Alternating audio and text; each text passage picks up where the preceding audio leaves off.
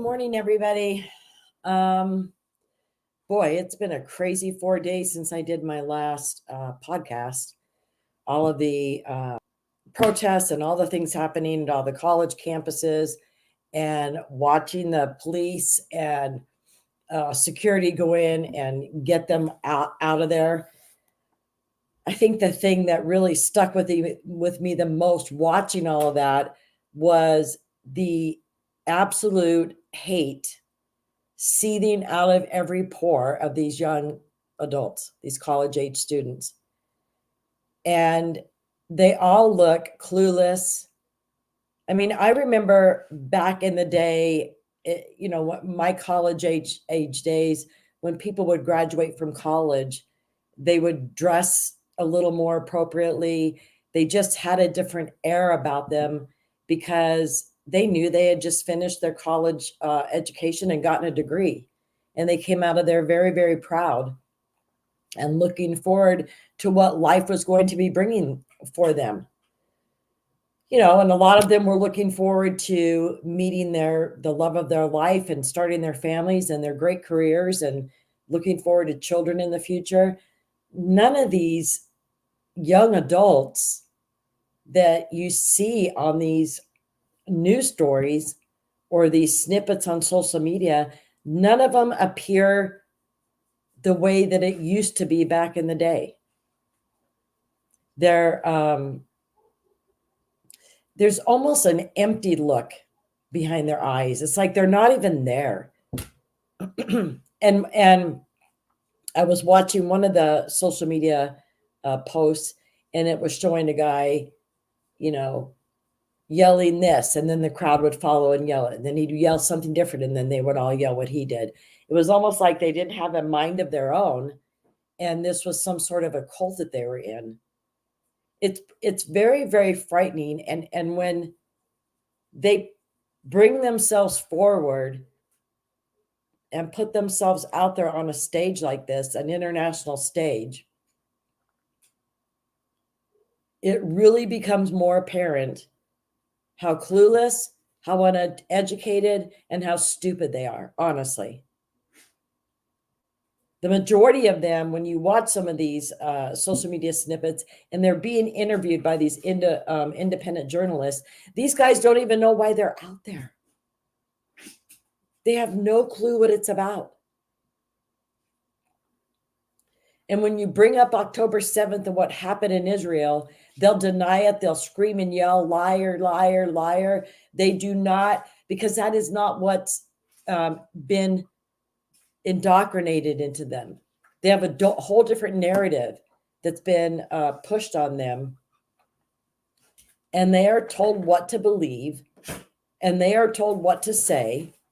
And they are told when to show up. And they are told when they can talk.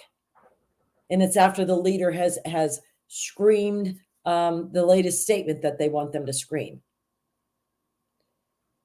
And I think it's very, very idiotic how these college campuses have allowed these students and these non-student agitators on campus to disrupt college life. And it seems to be in every 4-year cycle now, doesn't it, folks, of something going on. And unfortunately, those that were in high school and had their high school graduation canceled by COVID, now here we are 4 years later, and their college graduations are being canceled by student protests, pro-Palestinian, pro-Hamas agitators in the United States. So I guess every 4 years we can count on stuff like this happening, because it will always coordinate with the presidential election year. And, we haven't seen the worst of it either. The worst is yet to come. As we get into these summer months, as it starts getting hotter, as you've got space and patience and money, all these things are going to be running out in the big cities where they've got a lot of these illegals housed in hotels and whatnot. Patience is going to be running thin. the hot months are coming up. These people are just out wandering the streets because they don't have to get a job. The federal government and a lot of these state governments are providing for them a free place to stay, a hotel, room service, and 3 meals a day. And it really made me sick yesterday because I was reading this article about a hotel there in Massachusetts, and it was saying that they're paying $21 per meal for these illegals to a tune of like $7.4 million is what this hotel is going to be getting in meal fees alone. There's no oversight. They're not told what they can serve these people. So they were showing some pictures of the meals, the $21 meals that they're giving to these illegals. For breakfast, it's bagel and a little container of cream cheese. $21, folks. And by the way, this is money you and I are paying. This is taxpayer money. Spaghetti with hot dogs cut up in it. That's a $21 meal. I mean, and some gross looking soup with, I don't know what it was in there. And then it almost looked like Vienna sausages or something cut up, or some of those dog treats, those marrow bone dog treats. It almost looked like they were cut in half and laying in the soup because it had this pale looking dough around the outside and then this dark meaty looking stuff inside of it. It was absolutely disgusting. There is no oversight. There is no contract bidding. The federal government is just turning these contracts over to the NGOs of their choice, the food providers. And even if some company came forward and said, we can do better than this, we can provide a much more nutritional meal for $15 a meal, the federal government isn't going to look at it because they don't give a crap about what they're doing in American taxpayer funds. And they don't give a crap about these illegals. And they don't give a crap about basically anything having to do with the welfare of this country.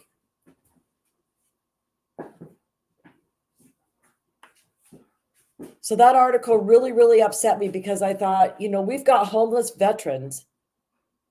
And when have you ever seen the federal government step up and say, we're going to spend $21 a meal and make sure that our homeless veterans at least have something good to eat? Never. And none of these NGOs will stand up there and say, you know what? Even though we're servicing, 100,000 illegals, we're going to take a little time out of each day and make sure that these 100 homeless veterans that we're aware of, we're going to take food to them too. Nope. It's never going to happen. You're never going to see it. This is what our country's become. We're all about taking care of the illegals, the people who don't belong here, the people who are here causing trouble, the people who have come here expecting everything and anything to be handed to them for free, the people who come here and think that they can go in front of our city council meetings in many, many jurisdictions and demand that more be given to them because what they're getting for free isn't good enough. I was just reading an article too yesterday that the illegal immigration invasion happening across this world has caused housing shortages in 13 countries. A lot of it over in Europe. And of course, it's happening here in the United States. And that's a sad reality. You've got young families who really young adults who really don't have the dream or the thoughts of, home ownership in the very near future. They've come out of college with their education or their trade school or high school, and have a job, and maybe they're going to get married. Of course, that's happening less and less, right? All of the things that these weirdos like Bill Gates and, the vaccine pushers and the one world order, all of the dreams that they have for this world of less marriages, less children being born, unless you're an illegal. If you're an illegal, then you're by all means encouraged to whatever country you've gone to, AKA the United States. you are encouraged to have as many children as possible. Because with the way that they currently interpret the Constitution, any of those kids born here are automatically United States citizens. And so they want foreigners and their children to take over and become the growing force in the United States, and actual citizens. The number of American citizens and their children that are being born are going to shrink. They don't want that. And, you know, I was thinking about this when I was reading an article about all of that. My dad was in the Air Force, and we traveled to the Philippines, and we lived there for 2 or 3 years. And one of my brothers was born there. He didn't become a Filipino citizen. He was a United States citizen, even though he was born abroad. And so that is the way that we need to look at things. And even though he was on a U.S., United States Air Force base, born at the hospital there, I get that. But the thing is, you know, if you've got loose interpretations of what a country's constitution or laws mean, then of course you're going to have the people who want to take advantage of things like crawl across the border. You've started in labor, cross the Rio Grande now, get over on American soil and have your baby there. This is the mindset of these people. And I have a very good friend who used to work for Delta Airlines. And she saw these pregnancy flights coming over here all the time from Asia and from Europe, mainly from Asian countries.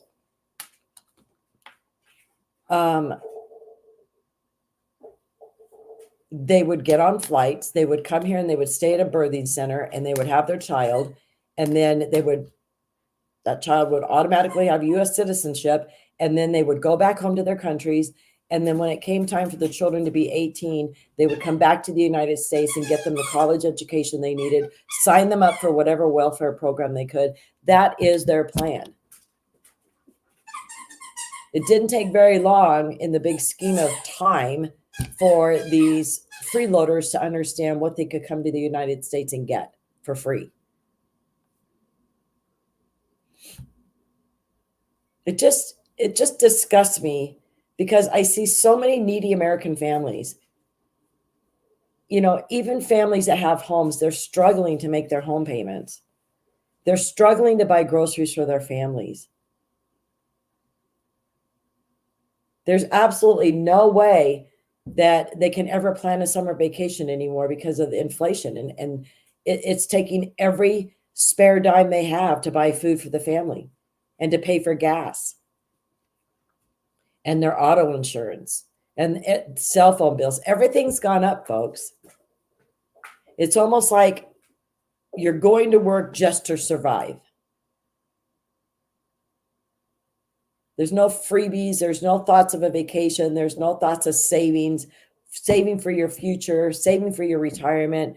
Those thoughts have all gone out the window, because it's just a survival of every day.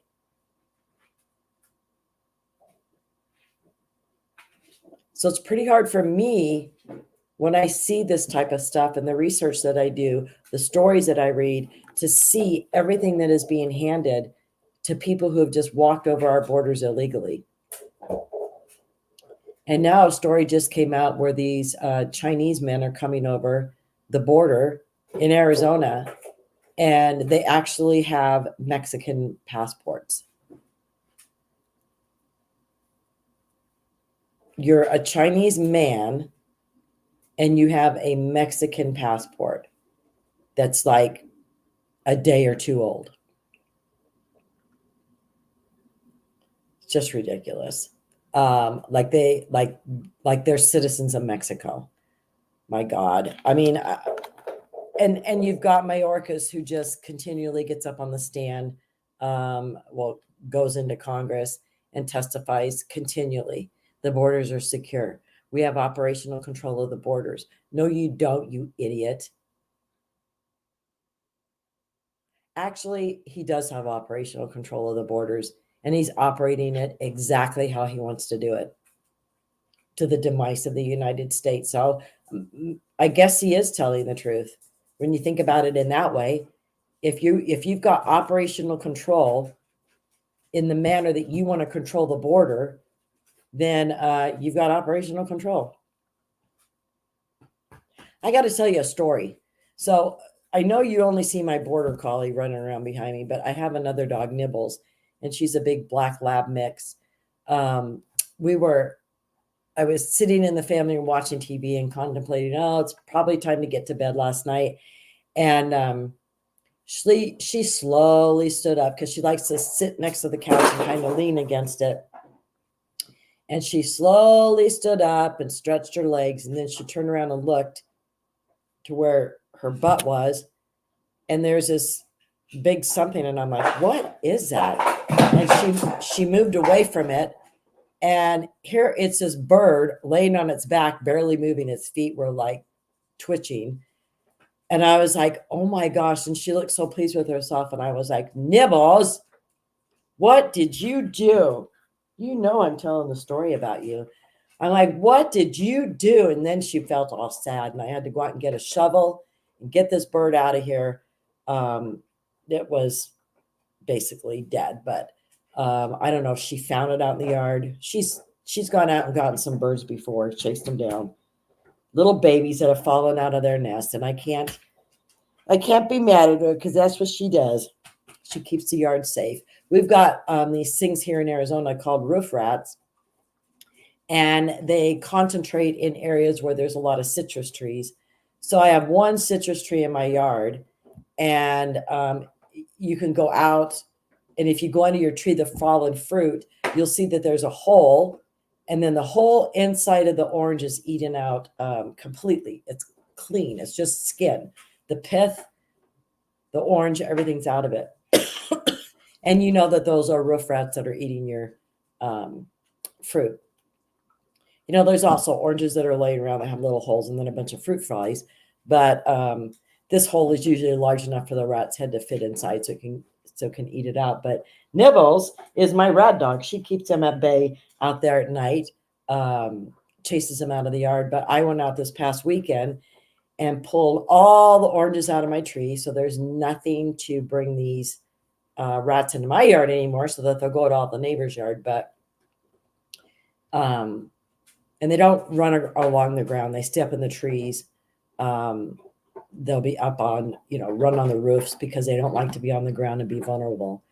But it's become quite a problem here in Arizona. It used to be up in the Scottsdale, Phoenix area. And with the landscapers going across the valley, these rats get on their landscape trucks and then they've been transported throughout the whole valley. So it's kind of become a valley problem here in Arizona. Kind of weird, but I think there's only one that visits my yard at night because there isn't enough oranges eaten up for it to be more than one. But anyway, so the past few days that I've gone out, of course, there's no oranges on the ground because there's no oranges in my tree, and I just feel good knowing that I don't have that rat running around my backyard at night. Fun. That's a fun fact of living in the valley here in Arizona. While I was getting ready to do the podcast, I had Fox News on, and they have a running commentary and things that are going on with the Trump trial there in New York, the Stormy Daniels trial. And of course, Stormy's on the stand today. And, as I'm watching this and I'm thinking that this was over 18 years ago, it was before this man ever even thought about being president. If it even happened, because this woman has lied throughout the time that she first came forward with the story and has retracted and said nothing ever happened between us twice, by the way. But there is proof in a letter signed, I believe, that her and somebody else were doing like a shakedown of Trump, that she was upset because she wasn't chosen to be on The Apprentice. But anyway, when you look back on what happened with Bill Clinton, he was the president at the time, and he had this incident happened in the Oval Office, in the White House. And look at how that was just poo-pooed. And Paula Jones, and there's somebody else, all these women that he paid off to not talk about the situation, to not talk about the situation, to go away. Here's some payoff. Let's not bring this forward. The same things happen with them. You know, the same thing was going on back in the Kennedy days with Marilyn Monroe. You know, this stuff goes on. And it's not against the law to have somebody sign a non-disclosure statement and give them money and say, go away. And those types of things happen. And it's not always regarding sex. You know, it's somebody who can claim that you built them out of money. And you're like, you know what? I don't need this to become public, because whether it's the truth or not, I don't need this story out there. I want to go on living my life. Sign this non-disclosure. Here's $100,000. See you later. You think everything's all wrapped up and done because you don't want to deal with these kooks who see an opportunity to shake you down. But even though Stormy Daniels signed this non-disclosure statement, because she's been subpoenaed to come to court, she can talk about anything and everything. I wonder if that would hold true if Paula Jones, if she signed a non-disclosure statement and that was ever brought to the courthouse, if they would continually say she's not going to answer because she has a non-disclosure statement. And of course, you know, a liberal judge, which most of them are, it seems like, would just go along with that narrative. And somebody was saying on Fox News, what the Trump defense team should be doing right now is objecting at every question that they're asking Stormy Daniels, because it's all about what happened. They want to make it salacious and disgusting and, you know, bring the interest back to this and wake the jurors up because they'll have something fun to listen to. And it has nothing to do with the case. If anything happened, whatever those actions may have been, the actions are not what's on trial. It's the hush money that's on trial. And yet that hush money they paid to hush her up isn't even working. So, you know, okay, he paid her money, but it's not hushing her up. So you can't consider it hush money. She's been speaking for years out about this, right? It's also hypocritical, disgusting. I don't know. I'm just really, really, really sad and watching this and hearing some of the things that Stormy's saying. And one of the funny things was she talked about how she blacked out after supposedly whatever happened between the two of them, but she wasn't drugged, but she blacked out.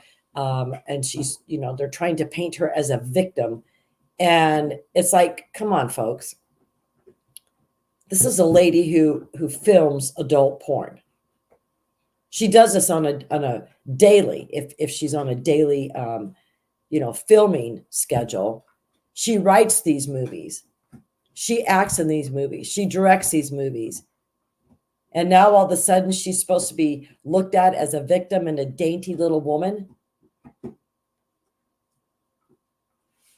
I don't know. I don't like people like this. I don't like people like her who go after somebody. And, you know, it may have to do with the fact that I've been attacked for something several times in my life that is untrue. So I understand what it feels like. And these people come out. I mean, you know, the people who attacked me were journalists with articles, with words to try and ruin my reputation and shut me up. because I speak out about illegal immigration, and I don't have a problem doing it. I talked to a gentleman last week from Florida, and he's retired law enforcement. And, he was saying, I need an angel family down here in Florida because I have an event going on. And I said, well, I've got Representative Kyan Michael. She's an angel mom, but she's really the only one who's a part of my organization who lives in Florida. And he said, well, I've already talked to her, but her schedule won't allow her to come. And plus, she's all the way up in Jacksonville, and they're not in session anymore. And he's all the way down in Tampa. She's got a lot to do in her district. But he said, why don't you have more people? There's angel families here. There's one woman, her husband was killed. And I said, because a lot of these people, she came forward because Ron DeSantis wanted her to speak. And a lot of these angel families don't want to come forward. They don't want to put themselves out there like I do. Like a lot of these angel moms and dads and grandmothers and grandparents and sisters and daughters. And, they don't want to put themselves out there because they see what's happened to them. Even though there might be an article, if the family is outspoken about illegal immigration, there's going to be some sort of an attack on that person. In the words in the article, alleged illegal alien, some type of slap across the face of the person who spoke out.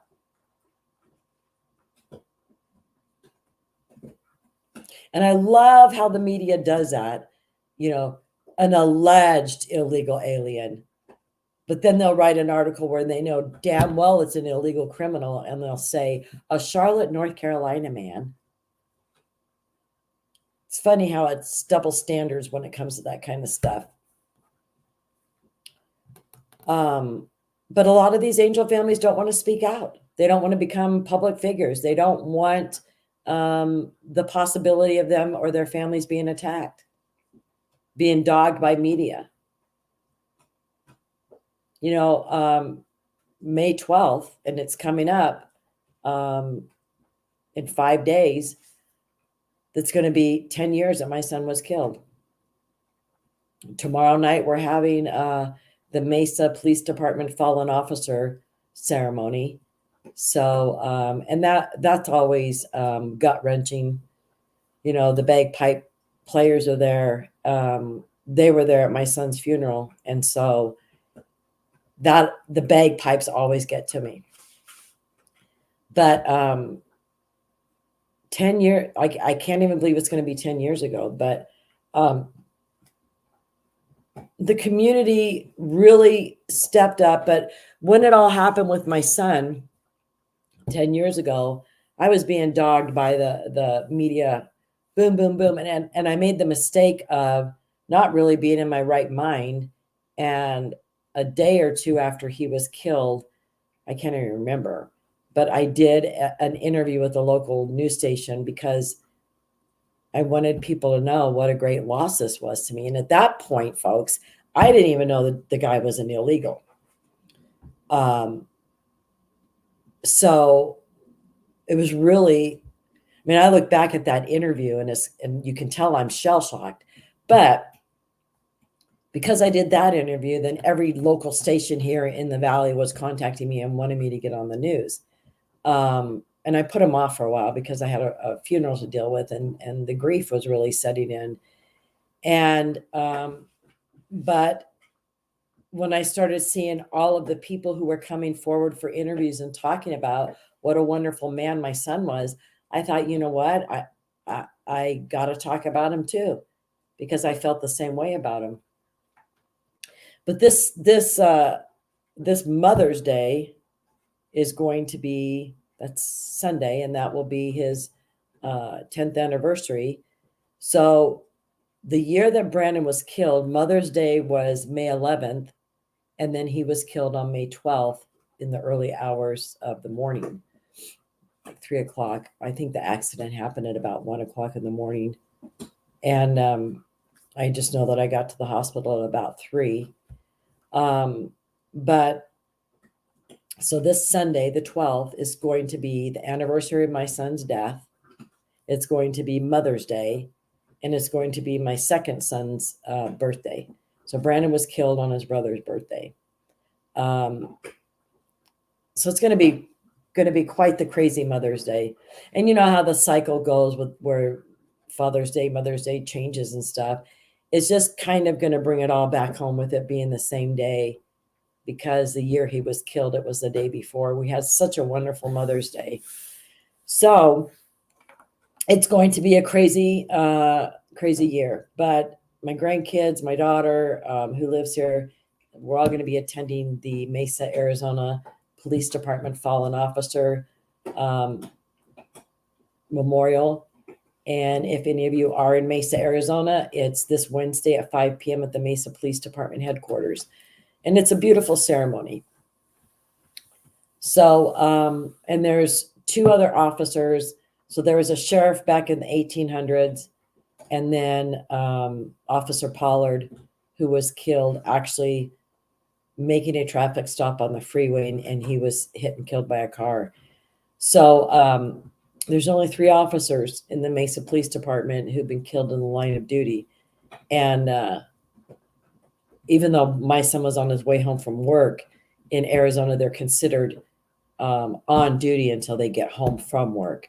So, and you know, what a tragic way for Brandon to die on his way home from work and getting slammed head on into going by an illegal criminal going 104 miles an hour, driving the wrong way on the freeways, high on meth, and 3 times the legal limit drunk.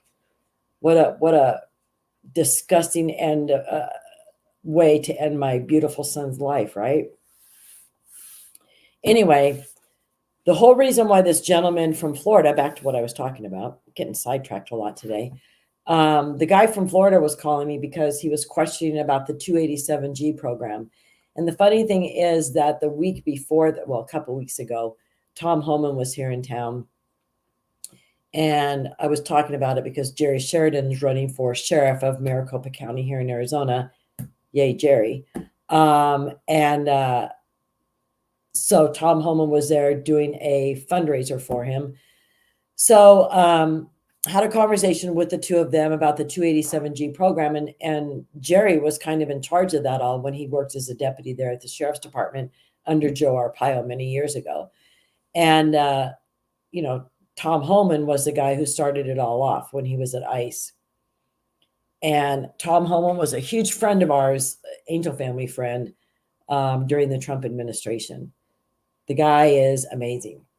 But anyway, the 287G program, even though it's in effect in many counties, because a lot of the patriotic sheriffs, the constitutional sheriffs across the United States, they've implemented that in their counties. So the 287G program is where they send some of their deputies or police officers, if it's a police department that decides to do it, they send some of them to training, and it's about a week or so training back east. And they come back, and so in the jail, they will usually have one cell that is set aside, and maybe 2 in some of these busier metropolitan areas, but they will set aside a cell, and then when they arrest an illegal criminal, when they confirm that they're in fact illegal, they'll put them in that cell, they'll give a call to ICE, and ICE will come and pick them up and deport them or deal with them accordingly. But under the Biden administration, I think that's my electric company. I'm going to mute I'm sorry, that's just going to have to ring, guys. Let them leave a message. Under the Biden administration, they are not allowing the ICE officials to come to a lot of these 287G programs and pick up these illegal criminals. So they'll hold on to them, and 48 hours passes, and they just have to release them back on into the streets. So this guy from Florida had called me and said there's only 4 counties out of the 15 in Arizona that use the 287G program. So he sent me his little map, and it's, let me see, it's Yavapai, Pinal, and La Paz counties. And then he had Maricopa County colored like it was doing the 287G program. And I said, no. Maricopa County is not. It was when Joe Arpaio was there, but it's no longer doing the 287G program because Penzone, who was a Democrat, came in and immediately shut that program down. And the new sheriff, who's stepped in as the interim sheriff since Penzone stepped down, he's not going to implement it either. And that's one thing that Jerry Sheridan has promised us as his constituents, that he will bring the 287G program back, which is absolutely necessary in the United States to be able to know that your local law enforcement is uncovering the fact that these are in fact illegal aliens in our countries committing crimes, and they're going to turn them over to the federal government because the federal government wants to be in charge of illegal immigration, right? And Joe Biden fights when Texas or any other state wants to put any type of law or declaration in place that there's an invasion going on in the United States. The federal government isn't handling it, so we're handling it as a state of Texas, which we need to be doing here in Arizona too. But anyway, so I'm telling this guy, Maricopa County is not on the 287G program. Well, it says it on the ICE platform. And anyway, we got things fixed because he realized that it was actually the Mesa, Arizona Police Department they're doing the 287G program. And I said, that's a very small part of Maricopa County. So it's unfair to say Maricopa County is on the 287G program. But anyway, I've got a list of all the sheriff's offices here in Arizona. And one by one, I'm going down and calling them and having discussions to find out, are you in fact part of the 287G program? Now, I was so surprised that Cochise County Sheriff Mark Daniels wasn't on there. And this gentleman got his information from the ICE website, which I went to and went into the 287G program area. And it didn't list Cochise County. Now, you know, how much faith do I have in the ICE website under Mayorkas? You know, I might question some of the information that's on there. But sent an email to Mark Daniels. He answered right away over the weekend and said that they don't need to have it because they have a great, hold on, because I'm going to pull it up so that I can read it to you. Let me see.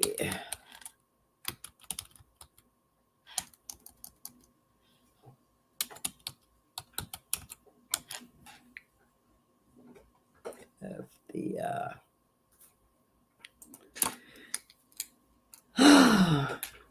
so he said, we are not down here in Cochise County. And the main reason is we don't have the facility or the need. And we have a plethora of CBP agents, Border Patrol agents, and partnerships in our county. And I can't recall a time when they haven't come to pick them up. It works well here without the 287G program. And he followed up and said, and as a point of clarification, we, local and federal, need to work together in keeping these criminals off the streets and, yes, deported. I don't understand sheriffs that won't call CBP when they have an illegal getting released. We call every single time. So the 287G program isn't necessary down there in Cochise County because Sheriff Mark Daniels is a very hands-on type of sheriff. He knows everything that's going on. If you ever have an opportunity to look up interviews with him or things that he's done, Google him and listen to him and watch. He is a great sheriff, great man. Honored to call him my friend. What was during the Trump administration, what they were doing was he got together with the county attorney down there in Cochise County, and the cartel was using all of these young 14, 15-year-old kids to bring backpacks of drugs over the border. And so because of their age, the cartel felt, well, they're just going to let them go, deport them. They'll be back here. They'll be able to take another load next week. So Mark Daniels got together with the county attorney and probably local elected officials and decided that they were going to prosecute these 13, 14, 15-year-old kids, and they would get a minimum of 1 year in jail if they were transporting drugs, if they were illegals transporting drugs across our border. And I think there was actually some U.S. citizen kids who were doing the same thing for some extra money, doing that sort of thing. So the cartel learned pretty quickly Mark Daniels isn't going to put up with any of their crap. And so they kind of shifted all of their drug smuggling further west and out of Cochise County's reach. And of course, west of there is La Paz County. No. It is, let me think of the name of the county, because it's just this guy in the city of Nogales is in this county, and this sheriff is unbelievable. All right, let's see. It is Santa Cruz County. And, you know, you get on the Santa Cruz County Sheriff's website, and you could just read, you know, the inclusion, the this, the that, all these words that he used. And he was born and raised down there in Nogales. And so he's all about, you know, these open borders, people back and forth, our economies mixing, businesses, whatnot. You can still have that sort of thing and have border security, because the people that are coming over here to conduct business, they can come across the border because they go back home at night. You've got ways of coming into the country legally, just like American citizens do when you're in Nogales and you want to go across the border and go shopping, or go across the border there in Nogales and go to the dentist, or because there's a lot of Americans that go down there for dental work. There's ways of doing that without having complete open borders and mayhem and criminals and no goods coming across our border. And they aren't just Mexicans, folks. These are bad players from over 180 countries in this world coming to America. But anyway, so that sheriff definitely is not going to be very open. And, you know, I'm not going to be able to talk to the sheriffs in most cases. Yuma County Sheriff Wilmot, I'm surprised that Yuma County isn't doing the 287G program, but I might be surprised to find out, just like I did with Mark Daniels, that Yuma, because they're right down there on the border, they may have a great working relationship with CBP also, and don't find the need to do it. Which I have a friend who's working at the jail here at Mesa PD, and I'm actually going to find out from her if, in fact, ICE does come and pick them up if they do have somebody in that holding cell. So the federal government gives a certain amount of money to these jails, local jails, to have a cell or two set aside strictly for the 287G program, so that if an illegal criminal ever came in, that there would be an open jail cell for them, and they would be kept separate from, you know, if they have a big holding cell with, you know, 5-10 people in there, they want to keep these illegal criminals separate from them until ICE is able to come and pick them up.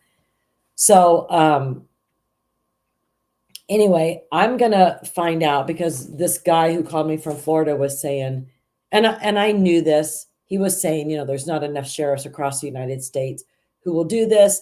And he's sick of hearing them say, we got to wait till Trump gets back into office. They need to be doing this now. But the problem is, like I've said, that the Biden administration, and Mayorkas in particular, does not want these illegals picked up and deported.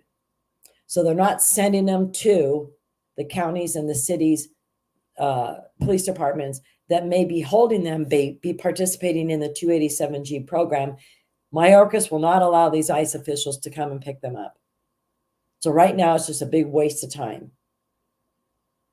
And Tom Homan guaranteed me when I was talking to him that when Trump's back in office and he's going to get that 287G program back up and running, We need that here in the country, folks. We need that extra level of federal government protection.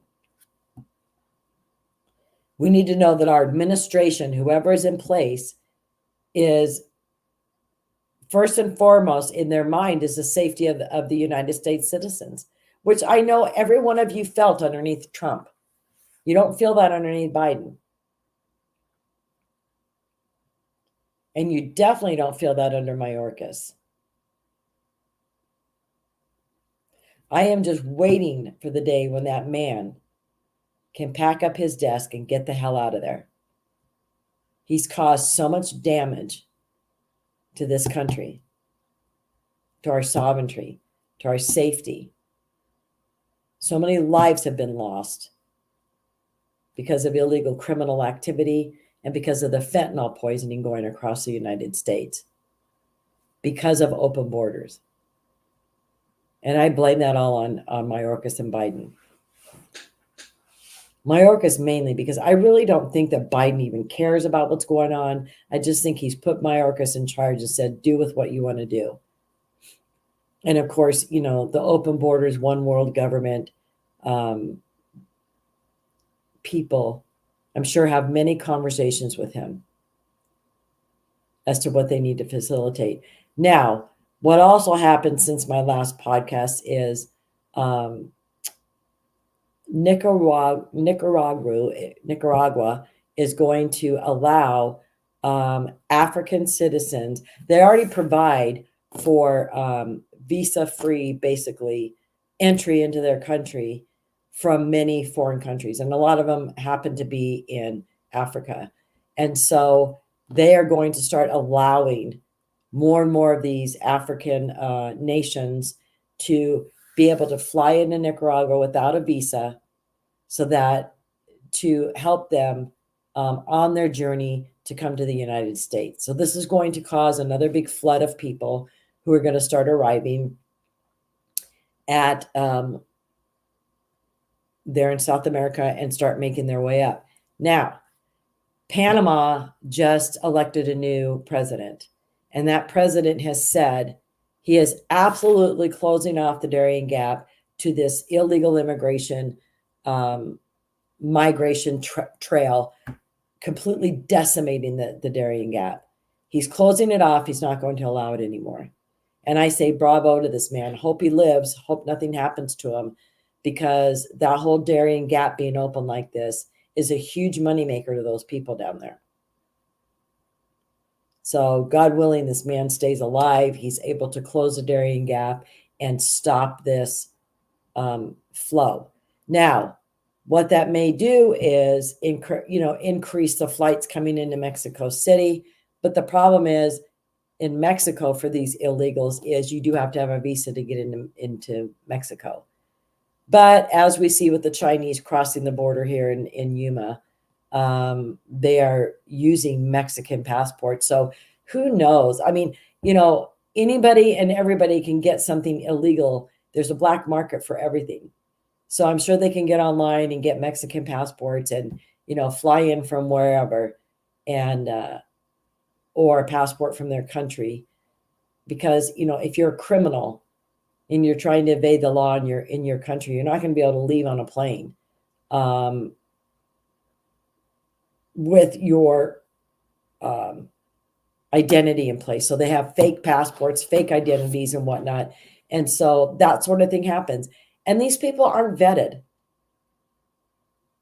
A lot of these countries that they know, these criminal, the criminal characters there in their country are leaving to come to America because it's primed, it's ready. I mean, you've got law enforcement whose hands are tied by local city councils and mayors, giving them direction and not allowing them to do what they need to do.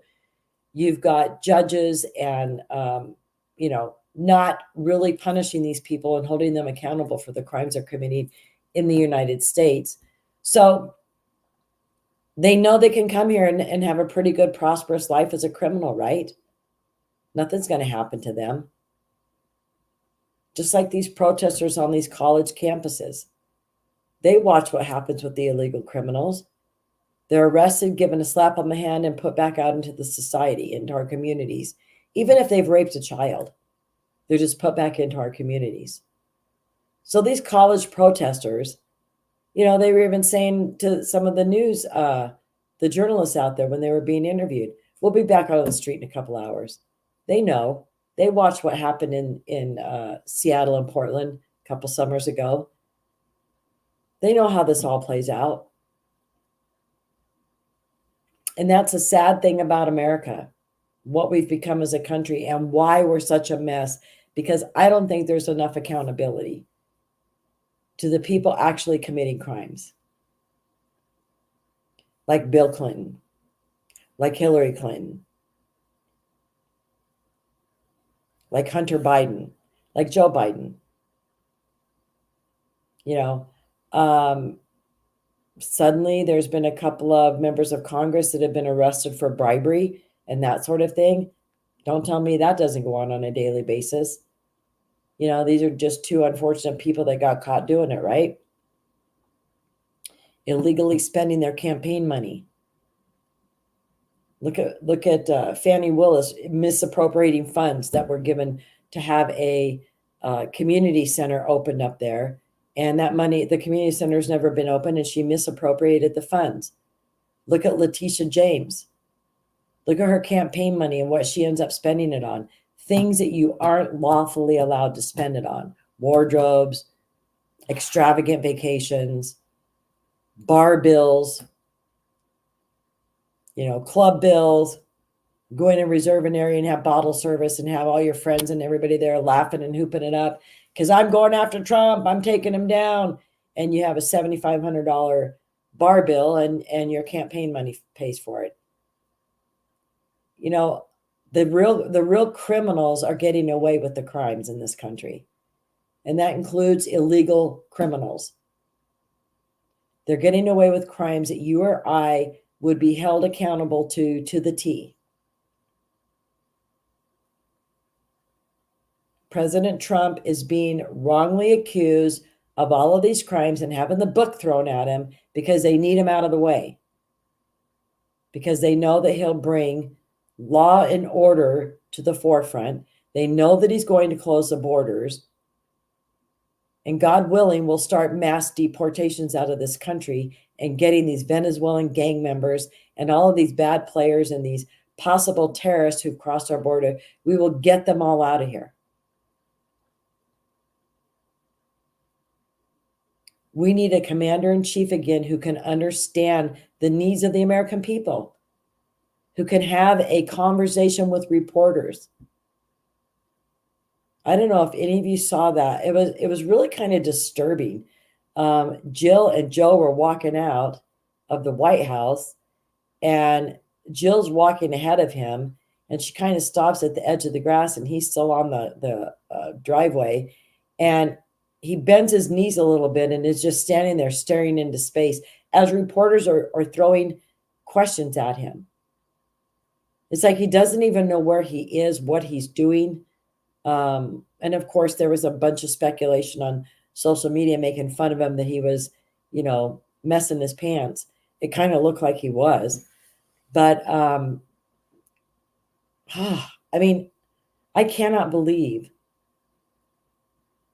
that this fraud has been installed, that our White House was taken over and this man was installed as a president. Honestly, it's an embarrassment.